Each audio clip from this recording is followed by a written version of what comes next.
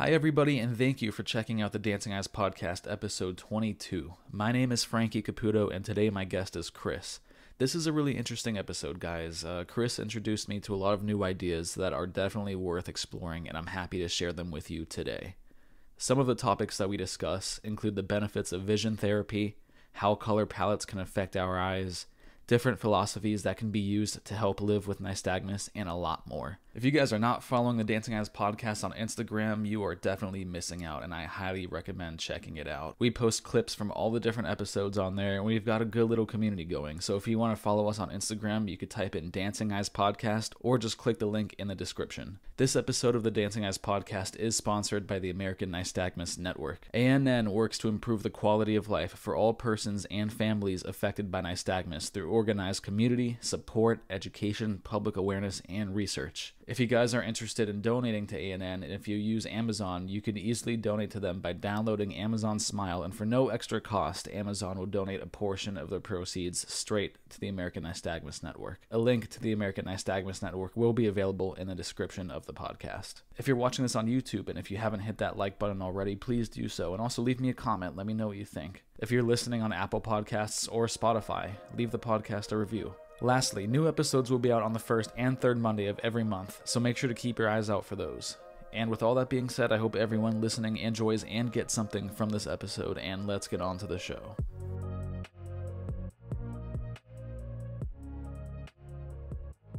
My name's Chris, and I live in Milwaukee, Wisconsin. I have a degree in philosophy from UW-Madison, and I just finished up my law degree from Case Western Reserve in Cleveland, and now I'm back in Milwaukee working for a personal injury law firm out here as well. They do immigration, and they also do criminal, and all the criminal gets really interesting. But that's what I've been up to in the last few months, while also preparing for the bar and taking that in the end of July. So you're a lawyer, but you've also got the philosophy degree. That's pretty neat. Yeah, exactly. So the law stemmed from my interest in philosophy, particularly bioethics and the ethical analysis of medical practice, and just different environmental questions. Vegetarianism is a bioethical question, whether or not it's good, bad, neutral, whatever. From my interest in ethics generally stemmed that kind of niche. And then in order to make a career out of it, I was told that I should go into politics, medicine, or law. And the law seemed the most attractive at that time. So I went for it. Oh, what do you mean you don't want to get into politics, man? What? Politics? Yeah. No, awesome. I mean, it's politics. It still actually might be something I do down the road, but just not in a bioethical context, I guess. At this point, I learned a lot of health law, and that was my way of kind of stepping across similar interests while also keeping opportunities, open. Right. So what gravitated you towards the philosophy? I have always been kind of in my head. I think probably a few of us with visual disorders might be more inclined to be inward thinking, just because the outer world is a little more, it's not scary, but it's hard to articulate where even things are in new environments. So I even find myself kind of shutting down in new places just because I'm not sure where things are. Right. And it can feel quite intimidating. And so I think just the desire, and also just like the fact that I don't know why people are reacting to me in such a way. Jesus, or like why like certain interactions, like in sports when I was younger, like 7, 8 years old, like why wasn't I seem to have physical capability. Why wasn't I doing as well? And I just didn't equate that with the nystagmus. So just you do spend a lot of time thinking, what the heck is happening?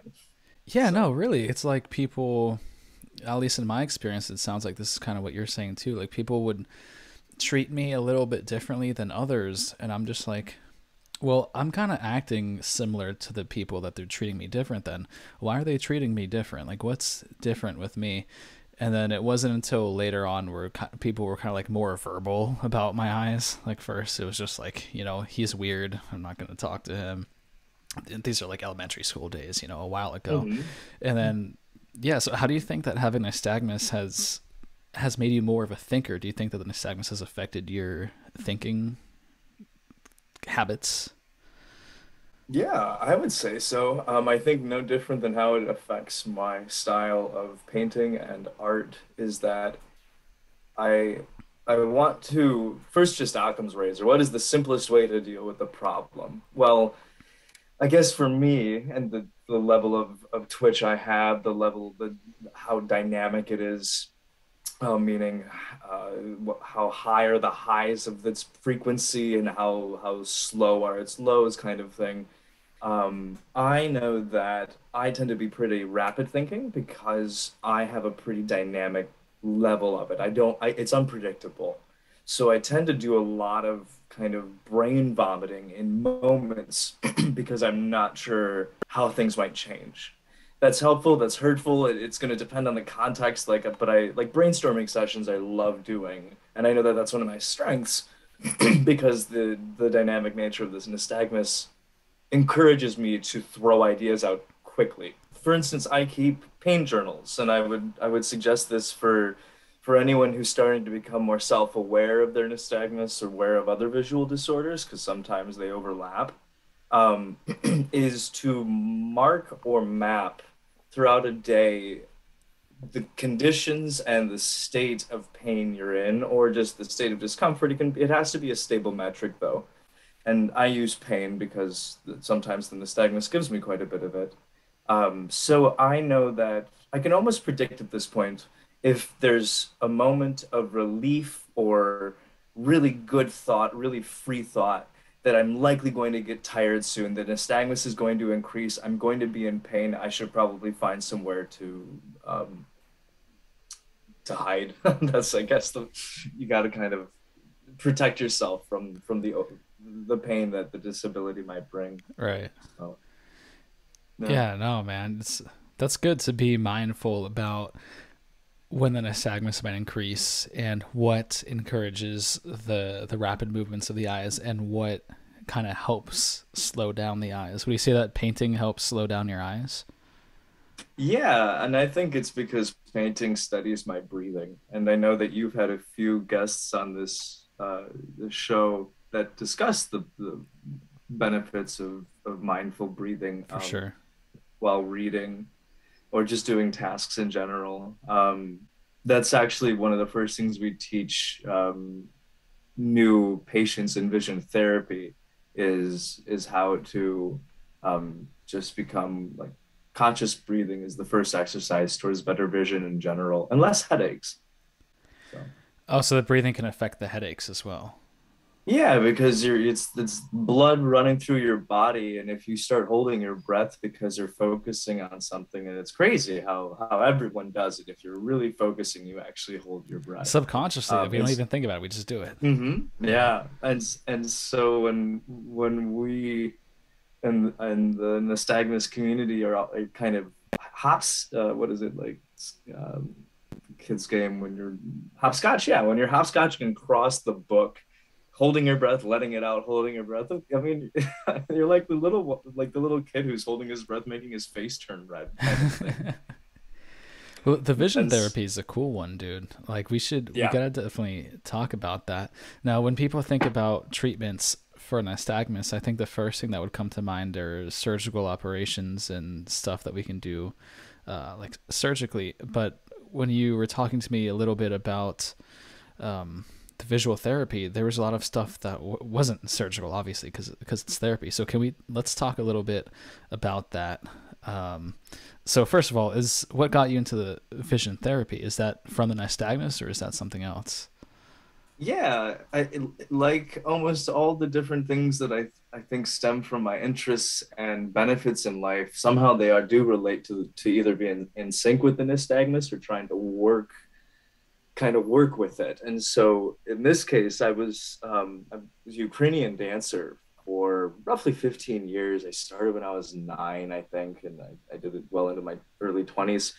And then I was into middle school when things were getting a little more difficult. The steps were getting harder. We were getting more athletic, and my nystagmus was kind of hindering me from being able to learn these steps and do them well. So my dad found this vision therapy company in Milwaukee that was had also helped a few other kids um, in the kind of so I'm Eastern European nationally, and I was adopted, and so there was this group of families that had all adopted from Eastern Europe, and they two of the kids in that group had also gone to this therapist and had seen benefits, and but we're not really sure benefits what that meant because they didn't have what the nystagmus was. They had their own visual conditions, so you have to be really careful when talking about outcomes, positive outcomes Right. when doing vision therapy, partly for legal reasons, and I think partly because it's super important to be careful with what you can promise.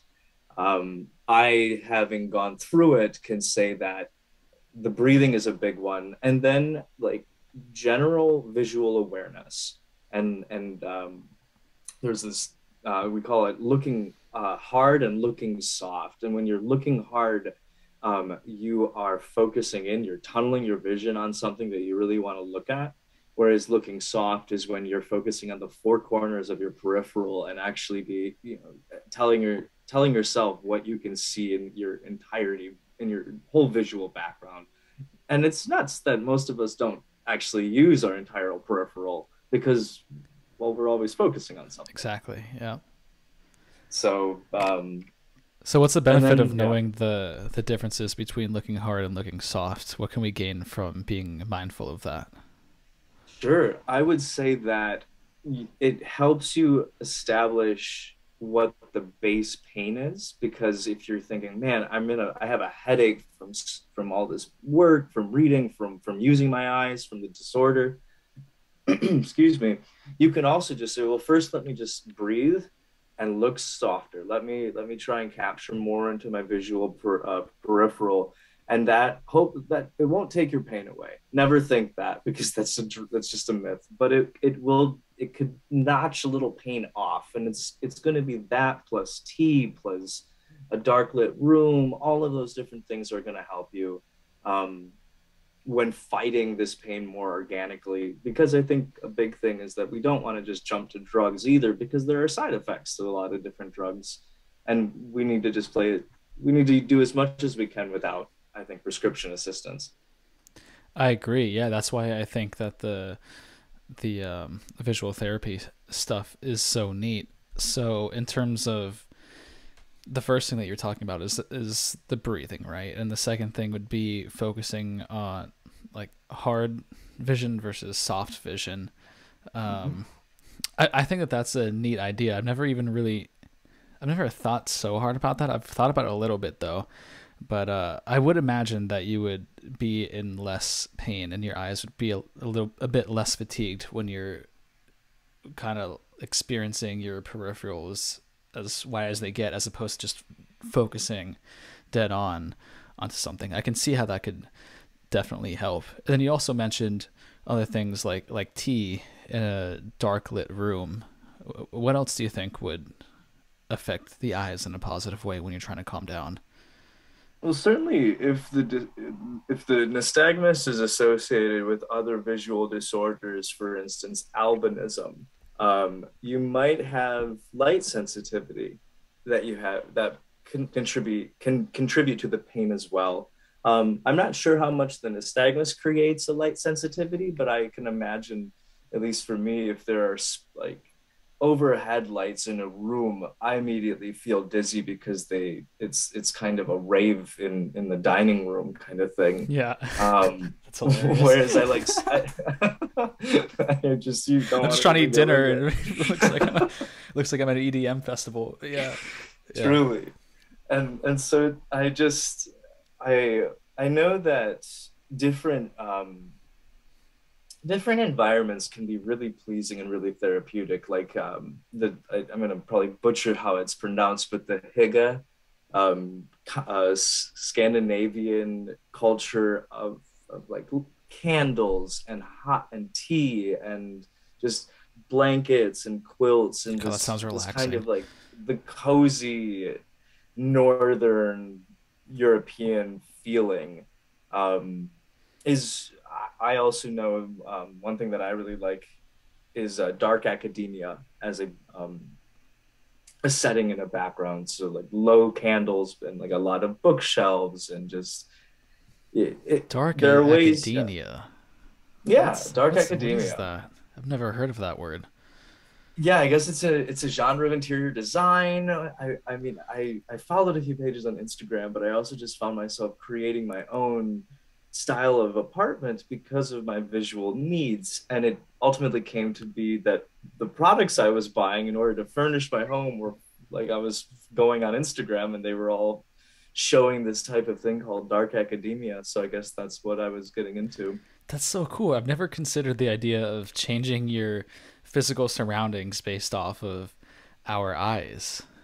Right. And if your eyes have, if you have a particular genre of art, perfect. Like go find either artists that do that in your local community and buy their art because it's cool to purchase local art, or buy art that like I bought a shower curtain that had one of my favorite paintings by Marc Chagall, and it was almost like stained glass, and but I just put it over one of my windows and it just created this wonderful light effect and into the living room, and it controlled the amount of light because it was never, you know, it just never hurt. So Your place stuff like sounds so that. cozy. It sounds like such Yeah. a cozy spot. Oh my god. If you all learning a little color theory, I think would benefit any person with a visual issue because that allows us to be like, we like reds for a certain reason, or we like blues for a very specific reason. Right on. So all of this stuff I feel like would help tremendously in terms of like how can we make our eyes more comfortable? How can we make ourselves less just more comfortable with our surroundings and not be in so much discomfort and I guess for some people it could be painful as well. Like I know when my eyes are going crazy, it could definitely be more than just discomfort on a rare occasion, but it could definitely happen. Now, all that stuff is good. I think all that stuff is valuable. And now I'm curious, how would we go about, let's say, as opposed to helping ourselves physically, how do we help ourselves mentally with our eyes? How do you think you would go about that? Because there's so much stuff, man. Because I know I spoke to you about this before we filmed a couple weeks ago, and a lot of my guests that I've had on the podcasts maybe got bullied because of their lack of sight and because they couldn't see so well. But for me personally, it wasn't so much the lack of sight that really hindered me in school and in situations with other people. What really messed me up was like aesthetically how my eyes made me look.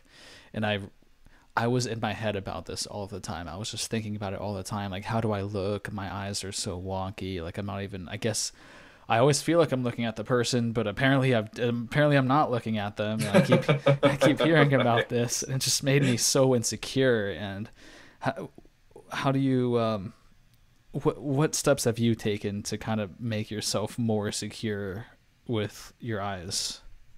Sure. I think it's all about identifying as someone with the disorder, with the disability, with whatever we want to call it, with nystagmus.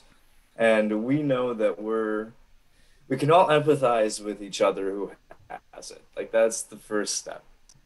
And I think that's what's part of what's so cool about this podcast, what's so cool about other networks in the country, like the American Nystagmus Network, as well as the one in the UK, which is a really great place to start when trying to just find people and parents who might have this issue to look into. Two really good Facebook groups, by the way, just for anybody listening. If you're a parent, there's a lot of parents listening. Totally check out their Facebook groups. Sorry for interrupting. Figured I'd throw that out Yeah, there. and of course, shout outs all the time. It helps everyone. And so I think learning learning one, maybe that is why people are reacting to you in such a way, and you don't have to take it personally. You just I've equated it to, it is an invisible disability. It takes people assume you're normal and then they find out you're not, which is a really rough process to go through over and over and over again. And I mean, I'm sorry, folks, but that sucks. This is just an objectively shitty experience to live. But there's a lot of really good stuff that can come out of it too. One of them that I have learned is this concept of first of resilience, because that's just it's what it's gonna take. There is an inconvenience to some of this that I think is important to just expose, explain, and then just we don't have to talk about it anymore. We just have to we have to get better every day kind of thing. And so just starting off a conversation with about resilience is a great way to start incorporating that into the identity of also what it means to have nystagmus. There's also a philosophy that I've begun to really get into as as a young professional with nystagmus, and just an older 20-year-old with nystagmus, I guess, to be specific. It's one of anti-fragility, and it's this idea that these really tough situations that we find ourselves in, or that we're going to find ourselves in, because I don't doubt that some of us are super ambitious people, we actually have to use that for our benefit, and we have to flourish under strain, because it's a reverse thinking of just being a survivor. You're actually now you're creating amongst the chaos, which is a pretty difficult thing to do when all you see is double. So as opposed to just kind of accepting where we are and just being more of like a defensive type of person, kind of like attacking that and using that more to our advantage. Yes, I would say so. Exactly. Antifragility. You've introduced me to that. I've never heard of that before I met you. Was that something that you learned in psychology or philosophy? Where do you even learn about that?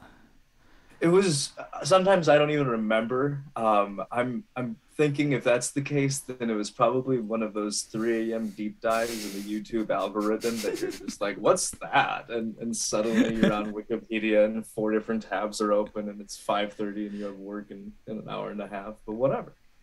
So I think the black swan theory.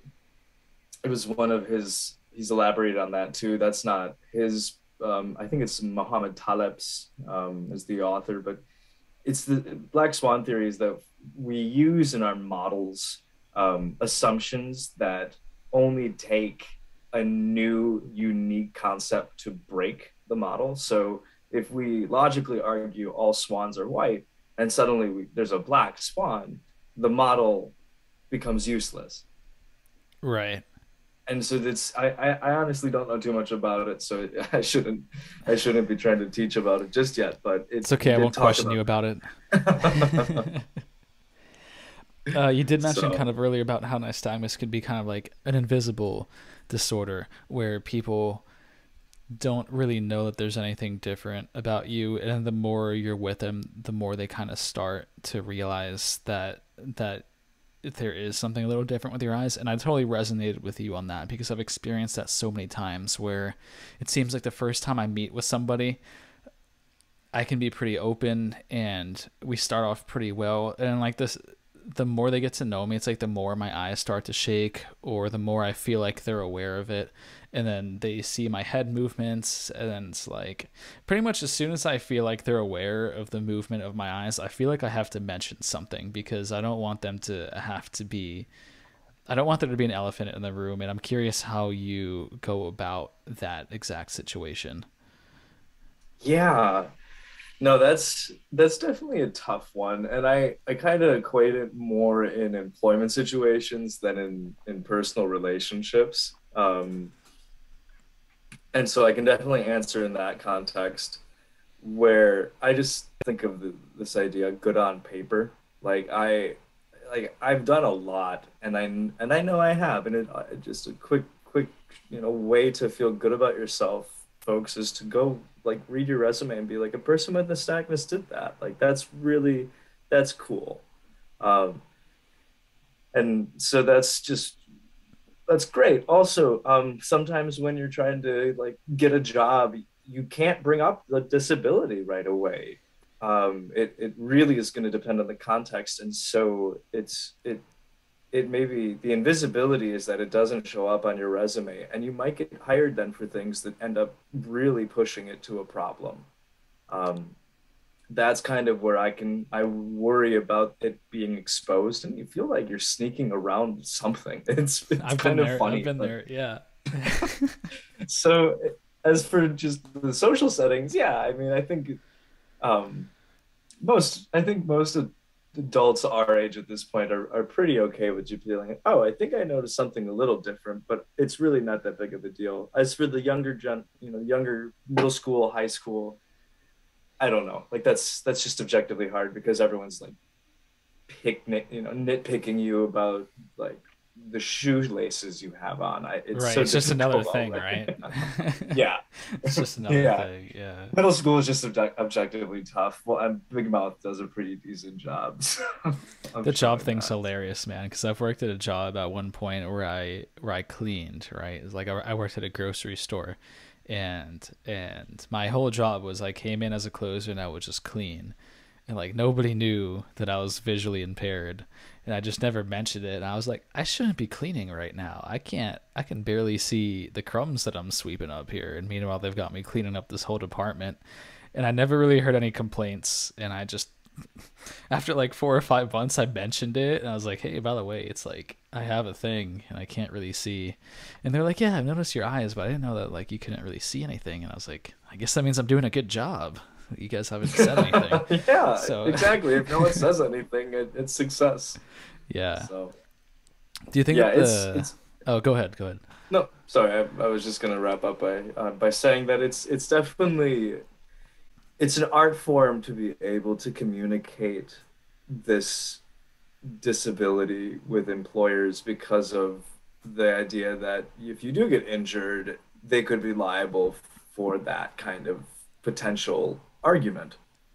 Um, so they're always thinking about how you could get hurt doing what you're doing.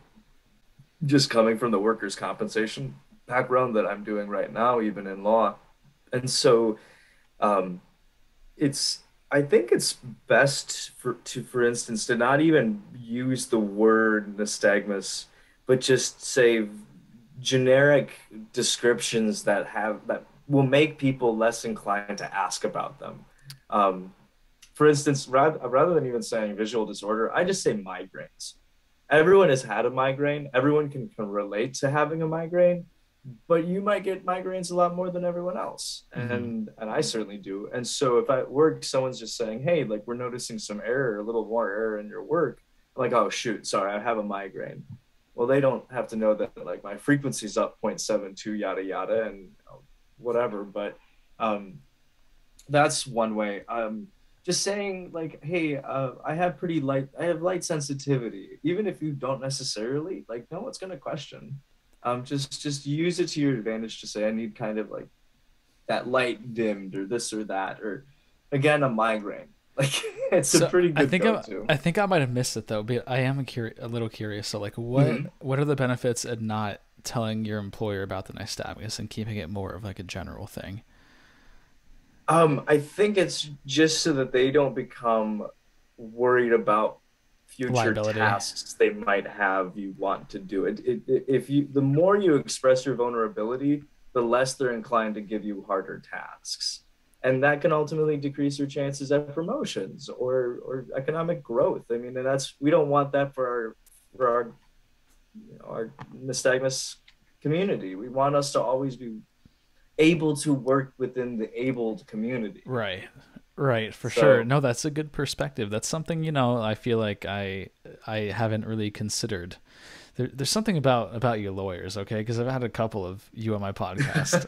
I've had you, and then I've had Haley. I think she's like episode 2 or something, a long time ago. And I was like, you guys bring up things that I hadn't even really considered before, whether it's legal stuff or just a different side of the coin. I was talking to her about, man, I can't wait until I could get myself a Tesla and just have that thing drive me around everywhere. Yes. And she started talking about the legalities of it. And I was like, whoa, don't ruin the fun for me. Like I was really enjoying the thought about this Tesla here. And now you're kind of telling me like, oh, it might not even be legal. You still got to do like this and this and this. And it's like, it's just interesting that the occupation that you have kind of requires you to think a little bit differently than people who might not have that as an occupation. So I thought that was pretty Certainly. neat. And Yeah. I think it's just a scrutiny based on a knowledge of potential risk. And it's just we don't think about risk that often unless we're at a casino, and then even then it's just for fun. Hopefully Or you're just there for fun. hopefully, yeah. And I think that's the only reason you should be there. But and then also I think, I mean, when else are we actively aware of risks? Oh man, never mind. I'm not going to say that one. Right. Although we can think of times we've all done risky things. Let's put it that way. Yeah. And we've considered, we usually consider the aftermath or after the fact, the chances of things having had happened or could have happened. But in this case, it's just one of the biggest things is learning the history of how we've had to fight for things like the American Disabilities Act, the ADA. I mean, that's very recent. That's roughly only 20 years old. And just how still very much there are buildings in every community that aren't accessible to people in wheelchairs. And so when we think about just still how little accessibility there is, I think it's really great when we can get all perspectives, but really asking questions about that accessibility, and that makes us a little more keen on, I don't know, the self-driving cars is a great example. I think that's one of those things that, really helped me kind of be more comfortable with my nystagmus, is in terms of other people and their disabilities, kind of taking into consideration like what other people have to go through. For example, people in wheelchairs, or maybe people who suffer from bipolar disorder or depression. It's like there's so many things out there, and this is something that I did for myself. And it's like, for me to come down on myself so hard about my eyes and really be so insecure about them, it's like it could be a lot worse, or it could be a lot different.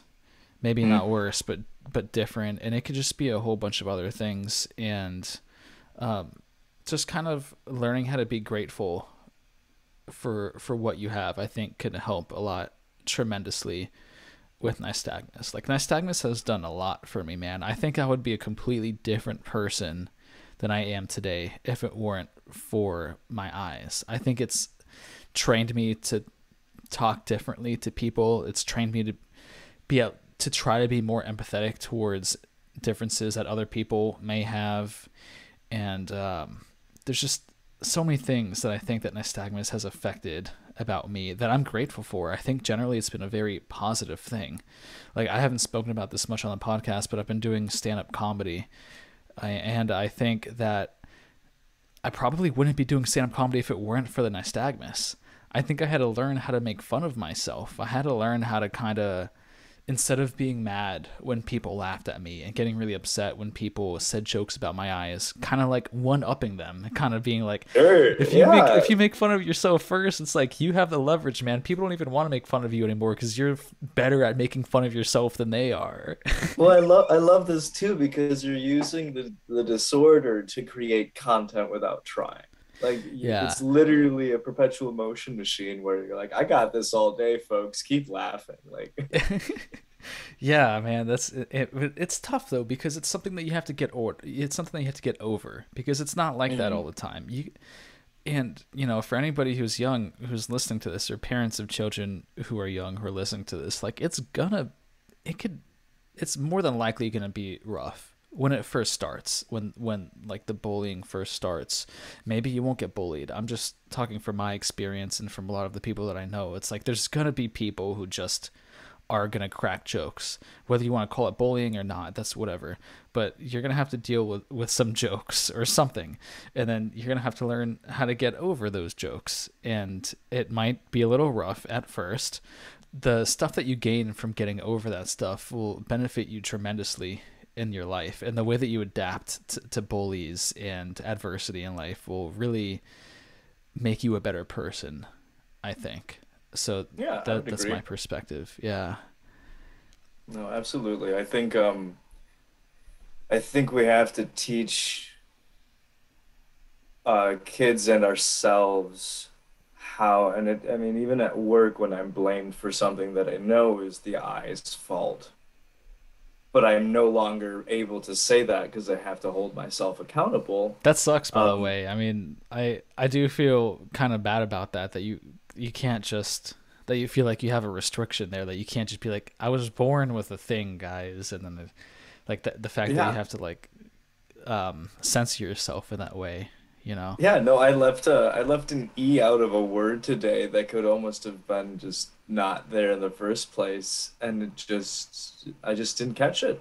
And it just that kind of error is somewhat excusable in some communications, at least in legal work, but generally, like it's just better not to have it. But the mistake is yours, not your eyes, when it comes to whoever is above you. And that's kind of where you're like, I'm being screwed. But I at some point just said, well, it's my eyes, and just try harder the next time. I don't know. You can't you can beat yourself up, and you don't want to do that either. You just need to let it go and try your best next time. Yeah, no, really. I mean, at the end of the day, the eyes can only restrict us so much from doing what we want to do. At the end of the day, we're still humans with ambitions and life goals and desires and things that we want to do. And the eyes are like one thing, but then at the end of the day, they can only stop you so much from really trying to obtain what you want to obtain. And then you kind of have to, for me, I had to get that under order. Like, I had to think about my eyes and be like, okay, this is something that I've had to deal with a lot. And it's really affected me a lot in my life. I kind of have to like take this to the side or maybe use it to my advantage in a way and kind of like still progress with my life and be like, this isn't going to stop me from doing anything. And I think in terms of that, parenting is really important as well, because parents have a big role when it comes to allowing children to try new things, or to encouraging children to trying something that you don't know if it's going to work or if it's not because of their eyes, but you have to let them try it. You have to let them go for it and try to be the best version of themselves that they can be. um, how do you think, like, what role did your parents have in terms of allowing you to do things with your eyes? Yeah, I think my parents, especially my dad, because he was just more involved from a sports standpoint, um, he was always encouraging me to play up to a point where I had to just say I can't do anymore. So biggest moment for me in that context was baseball when I was getting into middle school, late middle school into almost high school. And I had a great accurate throwing arm, so they put me in the outfield. Well, I didn't catch, I think I caught one ball that came to me the entire season out in the outfield, just like had a strength in one area and a weakness in another, and it ended up being a horrific season for me. But it also was just like, hey, maybe this isn't the best sport for you anymore. And I moved on to wrestling, and I did that for about 4 years, which I loved. But I was also doing dance, which my parents found, because they knew I was really flexible. And also, I just, at different parties and holidays, I'd always just be like dancing with music. So they seemed to get that I really wanted to do something like that. Yeah. So part of that is just like let your kid, like, expose your kid to whatever you can, see what they like naturally, and then encourage them to do it because likely their eyes aren't hurting. Right. Um, that's a big one, is let them be the captain of their own ship to an extent. I have a feeling that like certain art is really appreciated by, or certain creative hobbies. Kids, we like. I really love drawing. Always have. Um, so from a parenting standpoint, just if I think the biggest thing is if they're asking to stop, check just make sure like possibly their vision. I don't know. I would say respect your child when they're generally just asking to quit something because they probably just don't like it. But more specifically with the nystagmus, their eyes might be really affecting them. Right. And I think it's only until they get the chance to push themselves voluntarily and know that it's affecting them negatively should they be able to. Like it's important to respect the disability that's manifesting through pain and which is manifesting through the request to quit. Yeah. Um, Oh, fair so I think enough. being able to quit things is really important when you know you're one in 1,000 that sees double. Yeah. Yeah. There's So yeah, man. But there is it is a bit surprising to me what some of us do with nystagmus. I think a lot of parents who find out about it might be concerned. How much is he going to be able to see? How much is she going to be able to see? What are they going to be able to do and not be able to do? But based off of this podcast, it's like we've been able to do whatever the hell we want to do. Really, there's not really yeah, been. You know what I'm saying? Like you were a Ukrainian dancer for how long? yeah, 15 years. That's crazy, man. I mean, that's so awesome. By the way, I want to see footage. I want to see that shit. Yeah, yeah, we But can we can we'll put it in the link or bio of the video. so, how coordinated do you have to be for that? Because I know some people. First of all, nystagmus affects a lot of people in a variation of ways. It's not the Hmm. same for everybody, and I totally want to just put that out there. But I feel like for dancing, now I've never been a good dancer, but I feel like for dancing, you have to be somewhat coordinated. Did you have to be coordinated, or how does that go? I think the best thing, and so certainly with this a type of dance, so ballet is with all of the spinning. I no, I could never have could do, nor I think could many of us do because the point is that you spin well by focusing on a single point and then only twisting your head as fast as you can at the very last moment. There's this really cool technique that we learned that I was terrible at. So some of these, like especially the spinning was tough, but a lot of the jumping, you find you since you're usually, I think we're all kind of kinesthetically aware with bad eyes because we can't see things in front of us. We're generally reacting to things around us. Whereas dance, you're much more aware of your own body movements and it's a meditation of your own movement. And I think it generally does help with nystagmus is learning some dancing. Just as much as learning vision therapy helps improve the nystagmus's the rate or the distance of its twitch, it helped me become a better dancer. So I think it just depends.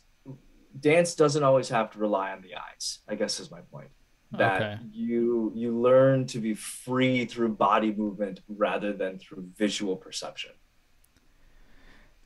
I have a question about Mhm. one thing, and it might not be relevant to this podcast, but I'm curious now because you mentioned it, where you spin and then at the end of the spin you move your head quickly, Mhm. and that's a technique. Can you talk? I'm just curious now. I want to know more about that. What's that technique? And Right. So you're twisting your shoulders. Your whole body is going until your eyes, till your head can only go like can't go any further, and then you spin your head as fast as you can to the other side, which is because your body follows your head.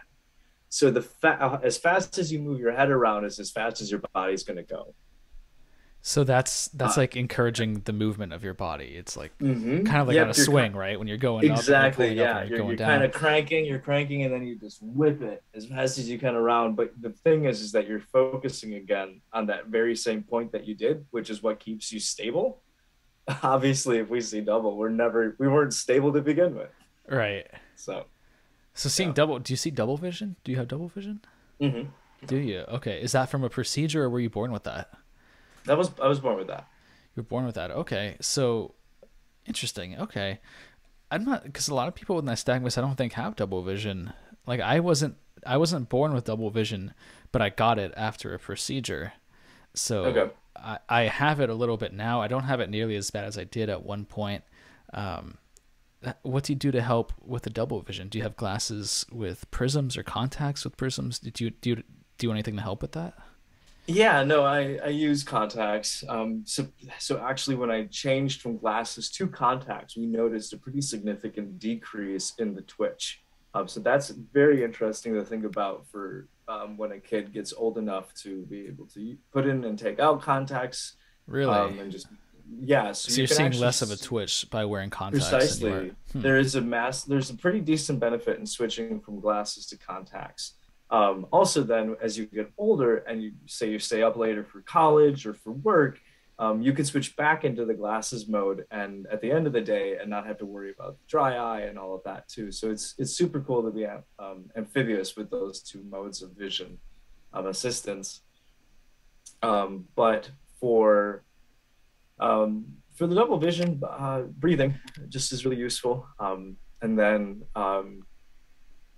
I tend to, for instance, make it all comes down to reading because we have to do so much of it just to do anything in life. We have to read stop signs that are come or yeah, just road signs that are coming up or fine print on a bottle of something that you don't know what it is, kind of thing. So Right.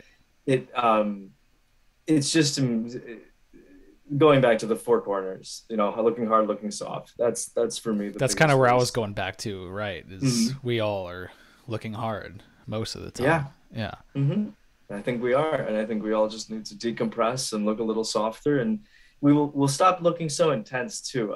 I certainly get people's reaction that I'm really intense, and it's just Same. no, I'm just trying to look. I'm sorry, I'm a nice guy. Like, I know, yeah. I've gotten you're uh, such a intense person. I'm like, I'm really not. I'm actually like really calm right now, and maybe it's yeah, just my really. Like parents. it's Yeah. the paradox is that I'm now intensely trying to tell someone that I'm not intense. Like I I'm know trying to the get them irony, to right? believe me. Yeah.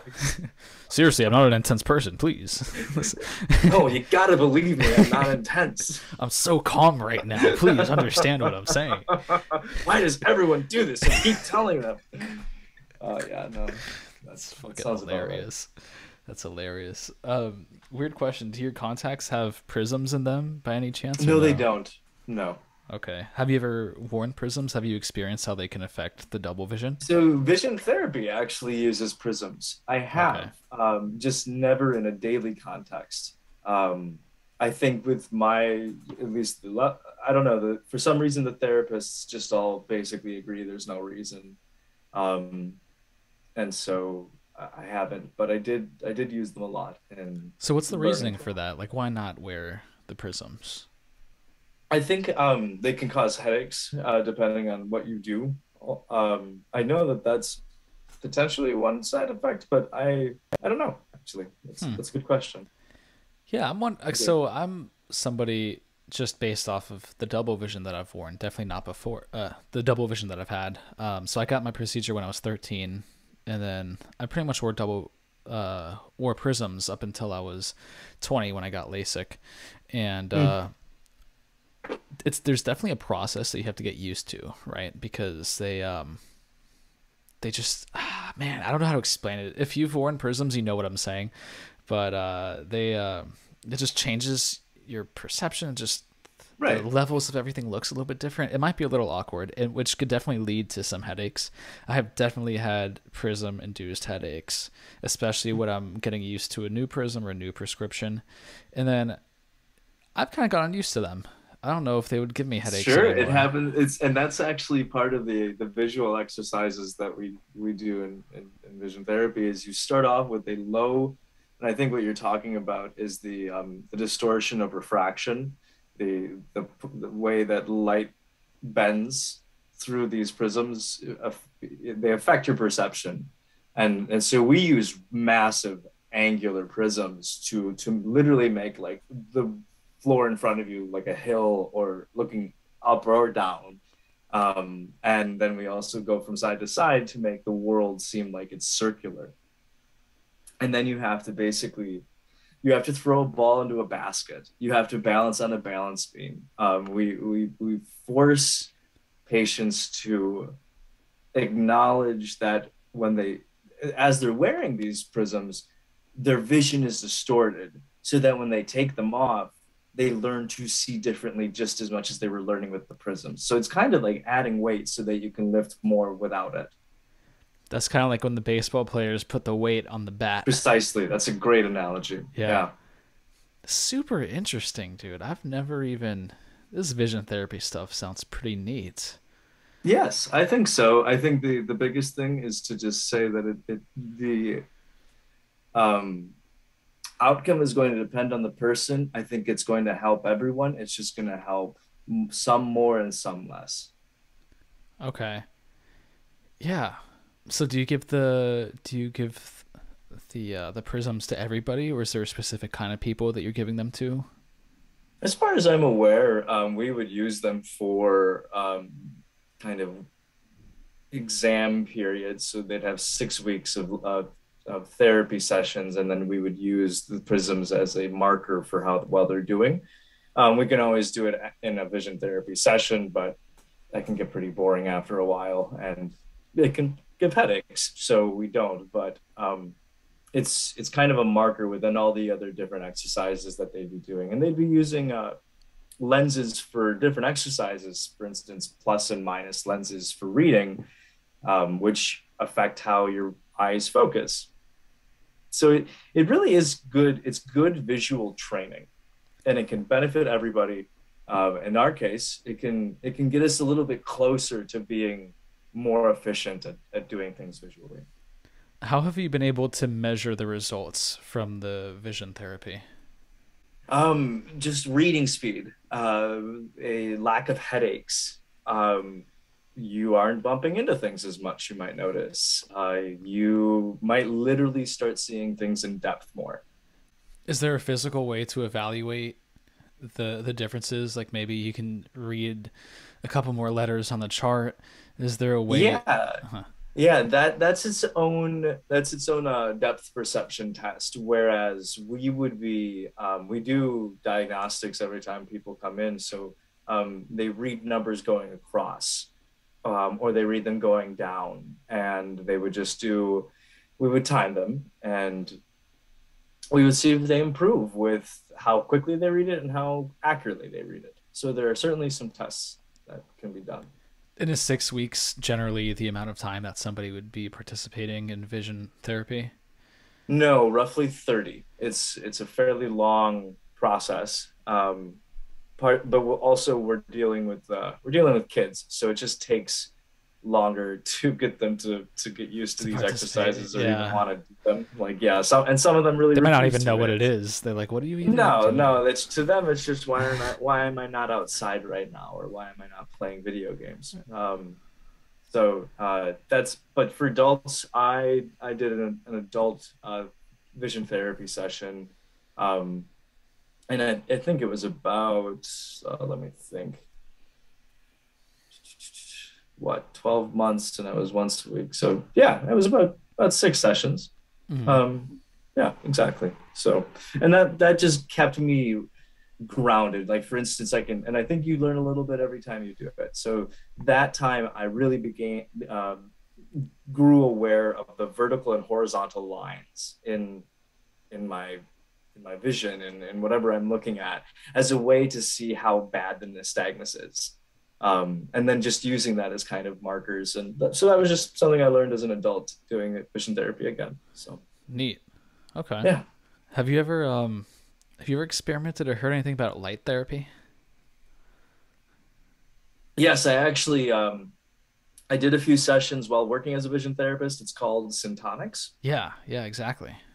And yeah, cool. So then we're both on the same page there. And I found it quite useful, from, again, kind of an atmosphere light standpoint. If you're doing if you Syntonics isn't cheap, and I don't know if you have to spend that much. Like, I'm sorry to the company that I used to work for. I guess I'm not trying to hurt them, but you can go on YouTube and you can find a collection of different lights, and you can play with the dimmer setting of your computer, laptop, whatever. Sit in a dark room. I would say a turquoise green that's dim. You know, if it starts to hurt, obviously stop. The idea is pretty simple. Light can help our mood, and so just as easy as finding a light source on YouTube is doing, in my opinion, like at home do it yourself syntonics. So, and it all helps. It's not, again, like, we're not looking for the perfect cure. We're looking for you able to walk into your home and all of it be accessible to you, so that at least you have one place you can go that you know is safe. Right. And you know, I do ask that because I have heard some ridiculous results from this light therapy stuff. Some stuff that seems way too good to be true. And from YouTube videos where they'll say like light therapy and nystagmus, and then from 2060 to 2020 in a couple of months. And then so sure. I saw something like this and I was like, that's ridiculous. Come on. And then I went into the comment section and I spoke to the guy and I was like, hey, I have a Nystagmus podcast. I would love to have you on. I want to know more about this. And also I would like to have your patient on. I'd like to interview him and hear his experience from it. And I had to reach out to him a couple of times. Eventually he said, I'd love to come on.